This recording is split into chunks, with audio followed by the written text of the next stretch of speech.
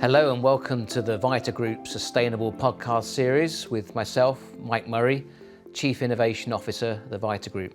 And me, Natalie Watson, Group Head of Sustainability. Together, we're going to be unravelling some of the common misconceptions of foam and actually tackling how it can be an enabler to the circular economy. So join us, along with some of our colleagues and guests, as we explore the world of sustainability in PU foam.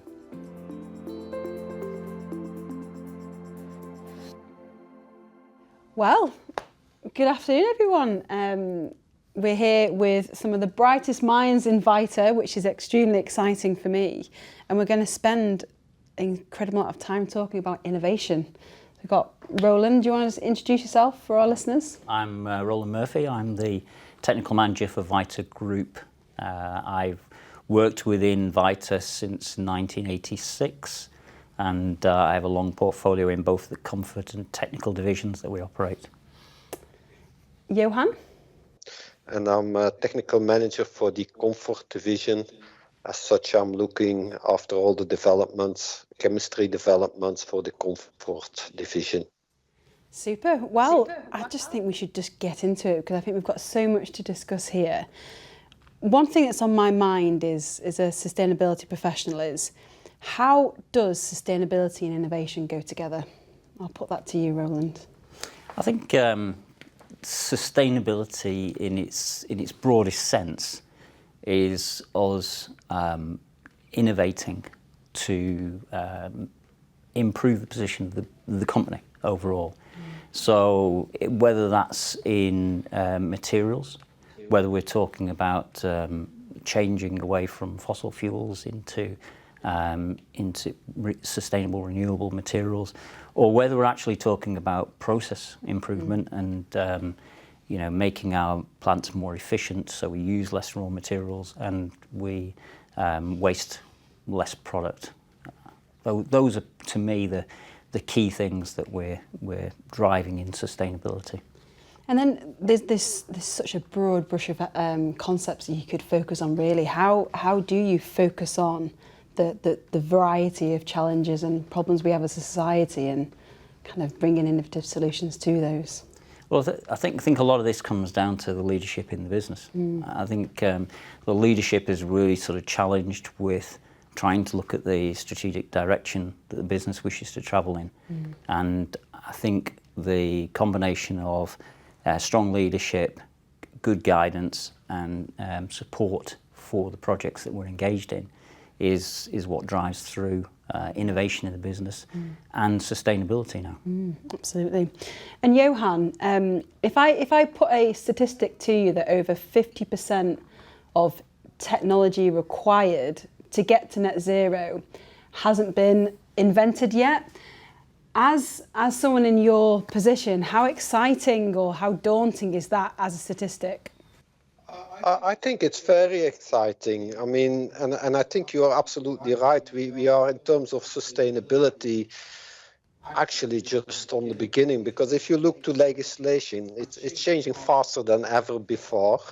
And this goes, I mean, very broad on raw materials, which we have to phase out because of legislation, but this is quite often driven by sustainability type of drivers. But then as well, if you look into more sustainable products as raw materials, like the biopolyols, recycling. I mean, yes, we are talking since many years on these type of topics in the industry, but it's only the last few years that we are really starting to make progress. And if we see now how much is in the pipeline to come, well, the best is still has to come, I would say. Wow. I mean, how exciting is that, Mike? I know, and I think, you can't really use the term sustainable and innovation without putting them both together. It is about sustainable innovation for me, and I think as we move forward on the journey that we all have towards, net zero, they have to go hand in hand. And I think it was Steve Jobs that said that innovation is about people. And actually, I think that is just so true. You need to have people in your business that just get it.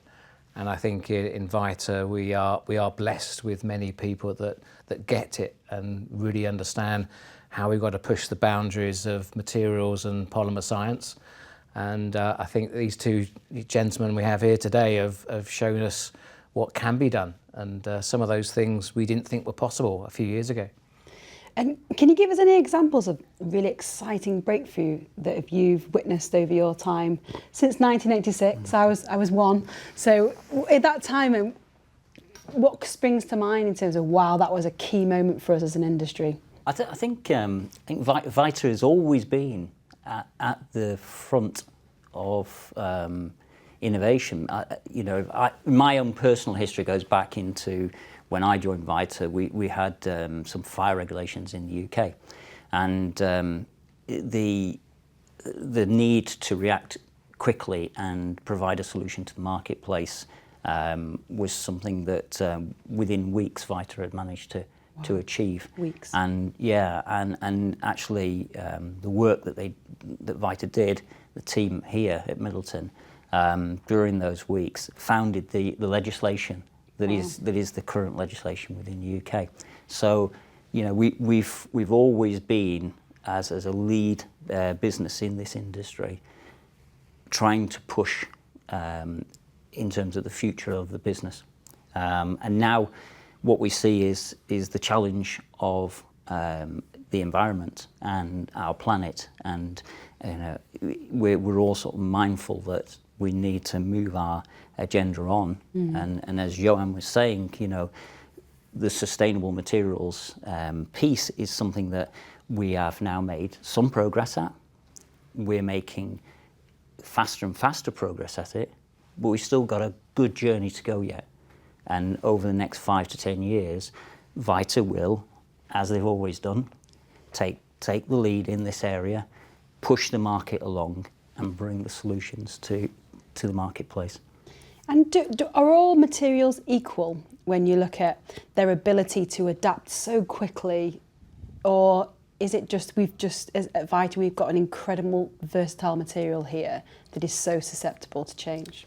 Very good question, because it's one of the things I was thinking through ahead of this, and this we should not be blind as we go forward. And I think Mike and I have good conversations around this.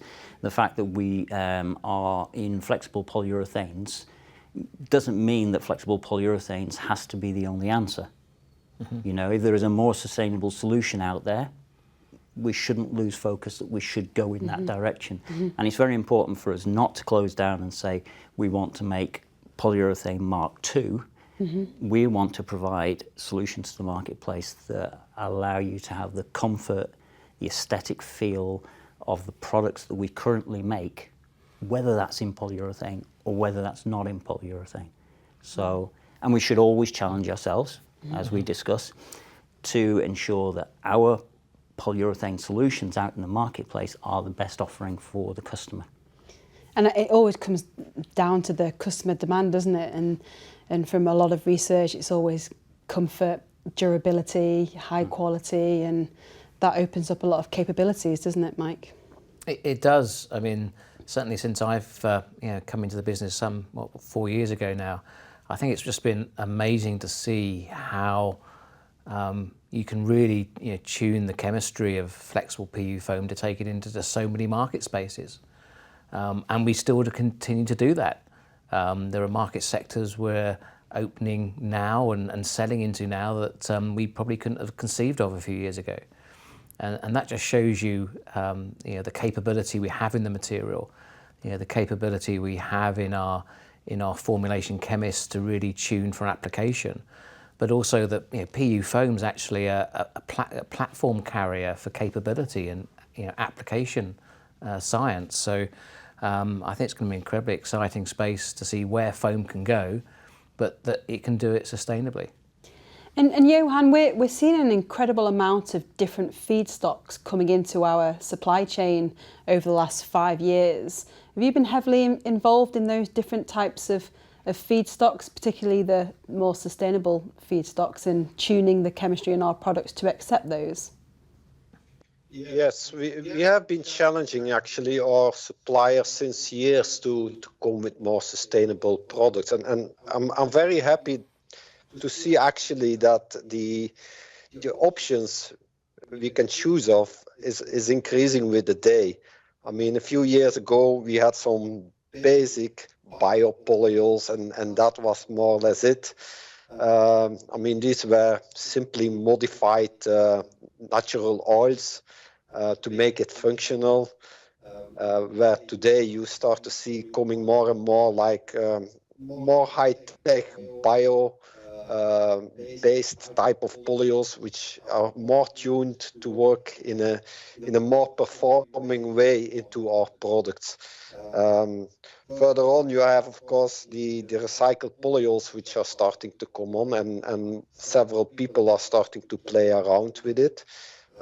Again, there initially with relative basic products, which are in principle around since many, many years. But you see now as well that a number of players are looking into a more sophisticated way of recycling, to go to a split phase type of technology, where we will recover then the polyol and the isocyanate part separately. And again, that I mean, we are still quite a couple of years probably away of industrial introduction of that, but people are working hard on it, and you can feel it's gonna come. It's gonna come. In a few years, we will be there. And was there a point, Johan, where you thought that we wouldn't get there? Or has it happened quickly, or could you feel that we were always going to go down this route? Well, when I joined Vita, I think it must be about 7 years ago, I went in Amsterdam to a conference, and this was about more, let's say, sustainable raw materials. And we had a discussion about very simple, basic polyols, biopolyols mainly, some initial thoughts about recycling. But actually, the official version of this industry was, well, we should burn the products at the end of life and do heat recovery. I mean, you could be laughing, but it's not that long time ago that this was like the version which we as industry were putting forward. So yes, that there has been a big change since that time. And what do you think is responsible for that change? Is it legislation? Is it consumer sentiment? You know, like social media?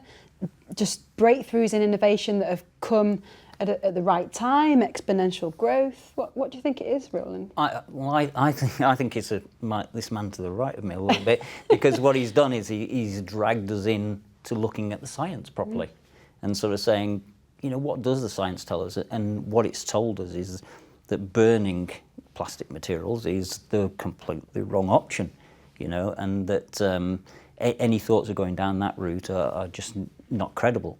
So, you know, the efforts have been doubled down in then finding the solutions that will give us sustainable materials for the future.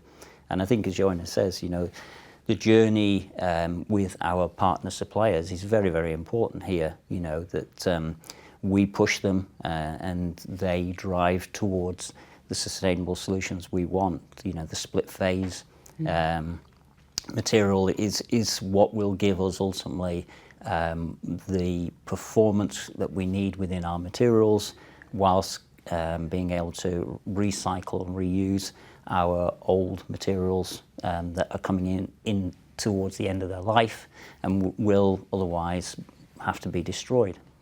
So I think that's the critical thing for us at the moment. And I think the feedstocks we're going to be seeing, Mike, I know we've spoken quite a lot about this recently, post-consumer feedstocks of foam, adapting to that change is going to be fundamental, isn't it, really? And again, tuning the chemistry to accept those feedstocks. Yes, I think you know, demonstrating that, you know, PU foam can be recycled in a closed loop was huge for the industry. It's a first step, as Johan has said. We've got a long way to go on that journey to get to being fully circular. But you know, I'm sure many people have heard that people say foam can't be recycled, end of life. Well, actually, you know, Vita and Dow stood together and said, actually, we're going to invest in this technology and take it to the next phase. And Johan was, you know, absolutely at the forefront of, you know, working with Dow to take that technology, and now in France, with part of our partnership with Dow and our partners for the Renuva program, we're taking, you know, 200,000 end-of-life mattresses, collecting a repolyol through subsequent processing and making new mattresses again. It's stage one, and I'm sure I'll let Johan take us through where we see that going, but it's the first stage of a roadmap that we're developing more sustainable materials.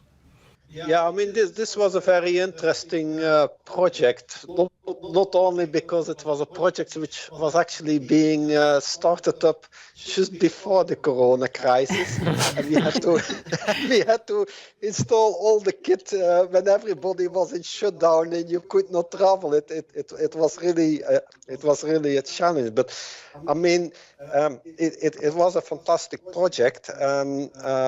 Although in the beginning a lot of people were looking suspicious to it, in the sense of, yeah, can you make a good foam with this recycled material? And yeah, we started to go ahead with it, and actually we proved that we could make good foam, and we see in fact customers getting more and more interested in these products, even though the recycled content in the overall foam is still maybe quite low, which for quite a number of people is as well a kind of reason of, well, it's not worth to do it, maybe. But that's quite often just an excuse to do nothing. And you need to start somewhere, and we started somewhere. And if I see the progress we have made now, we have a whole range of foams developed in the meantime. We have been building on further by combining the recycled polyols with the biopolyols, and we could get some synergistic effects even on the foam. So yeah, I mean, if we would not have started on that journey, we would not have come there. And now we start to go actually to the next step, which is then introducing the mass balance. So we are preparing as well our run therefore, and very soon we will have products available which are combining the three type of technologies. And these are more or less the three technologies which are actually readily available today for everybody if they want. But it seems that Vita is taking the lead on those, and that we are taking the benefit of combining them all and making now substantial improvements, in fact, on our global warming potential of the foams. Absolutely, and I love the fact that you've blended those three technologies, and actually one of those technologies, the mechanical recycled, the rebond or reconstituted foam, we're so mature in that technology now. It's been around for a long time. The future isn't over for that as a product, is it? I think that there's a lot more we can achieve just with our rebond products. Yeah, I think that's right. I think the rebond products show Vita's and the market really their ability to handle a waste product, because from day one they needed to find another avenue for it. And traditionally that rebonded foam takes all our in-process waste, and you combine it together to make articles which need reinforcement in them. So whether that's in isolation over wood frames in chairs, whether that's into carpet underlay, or whether it's into some sort of absorption system. These have always found their way through, and I think increasingly now we're seeing customers actually say, actually we'd like a little bit of that in our product, because by steering a bit of that rebonded product into their products, they can actually reduce their global warming potential of their products as well, because of the benefits you see from taking in-process waste out of the system. Absolutely. And I think from a recycled content perspective, but also more interestingly from a lower CO2 perspective, I think our life cycle analysis model really showed that, didn't it? Yeah. With regards to taking byproduct and putting it on the market with a much superior CO2 reduction is a key driver for a lot of customers. Yeah, and I think that's another very important facet that we shouldn't lose sight of as well. Not only has the science-based targets come and helped us to sort of pitch the direction better, but actually the development of a good LCA has meant that you can drill into your product and your materials far, far better than you could ever do before. And again, it shows Vita leading the way by developing a model independent to the marketplace, because there was nothing else out there.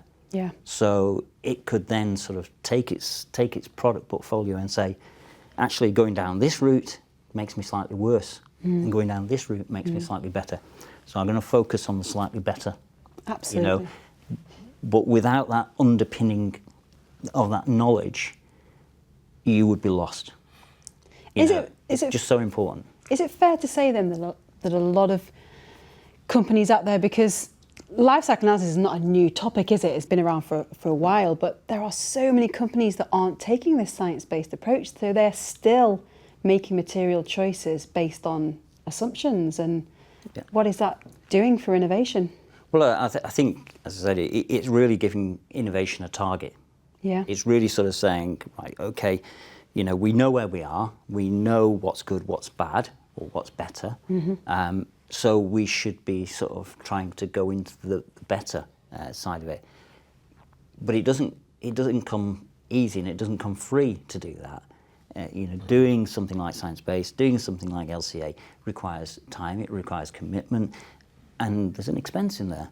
And I think some businesses have just gone, well, we'll just wait and see. And you just, in this current market, you just can't wait and see. Product substitution is the greatest danger. So knowledge is power. So you need to exploit the knowledge. Absolutely. And I think, Mike, on your reflections since joining Vita, not being afraid to U-turn or change direction, not being dogmatic in, no, we're going down this route, but listen to the science. And sometimes it does take you in different directions, doesn't it? It does. And I think, when you reflect back, we decided as a group to take a science-based approach to our sustainability targets, which I think led us to an understanding probably unparalleled to where we thought we could get to. And the only way you can gain credibility around meeting those targets is to have a science-based approach to measuring the impacts you're having through sustainable innovation. Without that, to be honest, you're just guessing. So it's been a real journey. As Rowland mentioned, it's been about 2 years now that we've been on our journey of really understanding the drivers within a life cycle analysis model that we've built to understand our products and the innovations we have. But what it's given us is a roadmap. We can actually talk to our customers now, as we do regularly, and actually put in front of them a carbon reduction roadmap going forward based on the innovations in our pipeline. As Johan mentioned, we've got many of those coming to market relatively soon, which will be incredibly exciting. We've got ones we're scaling up from the lab, which will be, hitting in the years to come. And that is sort of, so we begin to crawl.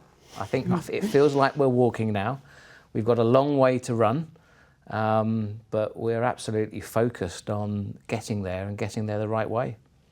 And Johan, I've actually sat in a room with our suppliers and yourself where we've used that data to be able to challenge our suppliers with the numbers that their own products. Is that changed innovation feel for you? Yeah, it makes it more tangible. I mean, in the past, you had like different options, but you could not really compare them. It was more like a belly feeling type of exercise. Now we can stick a figure onto it and we can say, okay, if we do that, we make so much % improvement. If we combine it with that, we can make so many % improvement. If we add that on top of it, we can gain another so many %. And this is actually fantastic because it gives you like a fair base to work on and to make the right decisions. Now the challenge still is as well to get our raw material suppliers into this game. And we are pushing very hard on those people to come with their LCA figures for their raw materials.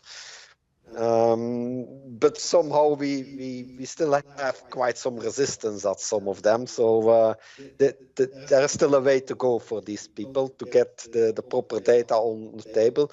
But it's clear that this is the right way to go on the longer term, because this is the only way how you can make proper science-based decisions. And we have been working on routes in the past where we said afterwards, well, maybe this is not really the right way to go if you want to do this science-based. It doesn't look as good as we thought. It maybe sounds good, but if you see what you really bring, it's actually not good enough to do it, or even it could be even counterproductive if you look in some directions. Yeah. That's a great point, Johan. I think we've all seen how sustainability can quite often be driven by emotion and feeling. People talk about sustainable raw materials. Well, of course, they're natural. Of course, they're sustainable. They're the best for the planet. But we've produced data to show there are times when maybe that's not the right answer. So, putting the best science that we know to the facts in our development is just so important for us. So just to round up, a world without innovation, what does that look like? I think if you're not innovating, then you are where you are. And in that respect, your competitors and the world will pass you by. If you're not innovating, your competitors probably are, that bring better products to the market, you'll lose your market share. And the same if you're not responding to legislation and innovating, to offset some of the legislation that's coming along. So what effectively happens to your business is that your business shrinks and your business becomes irrelevant and then your business dies. And, we're in the game of making products and selling them to marketplace to meet a need. But we're doing that with a lot of people in an organisation that's been around 75 years.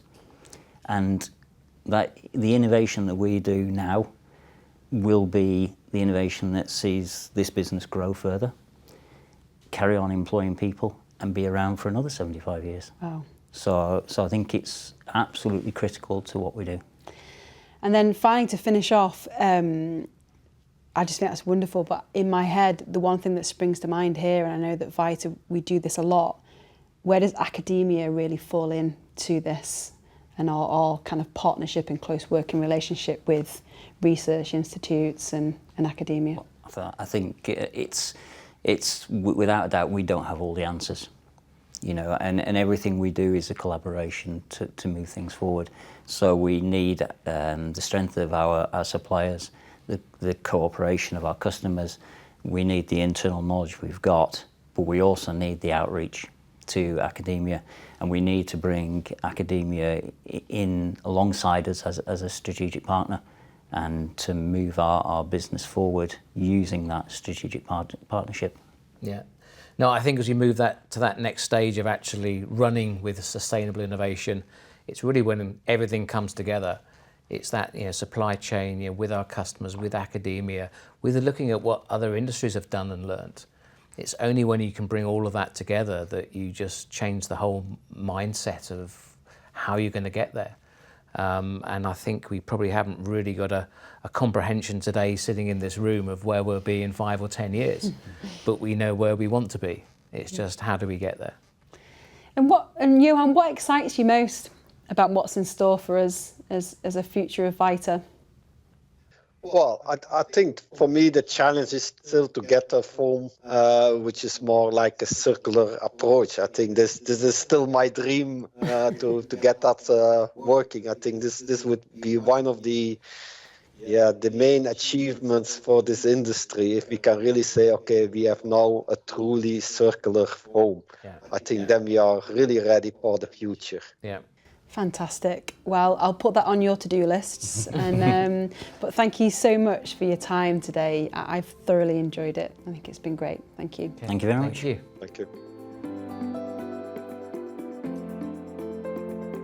What a great episode around innovative thinking and having Johan and Rowland really reflect on not only what is important, but how we do our work, and also unlocking those sustainable innovations. It was great to see, and we could have gone on for hours. We could have gone on for hours, but what became abundantly clear to me is that all of my faith is in you innovators. It is just fascinating to see what disruption and change can happen with a meaningful approach, but also the importance of collaboration.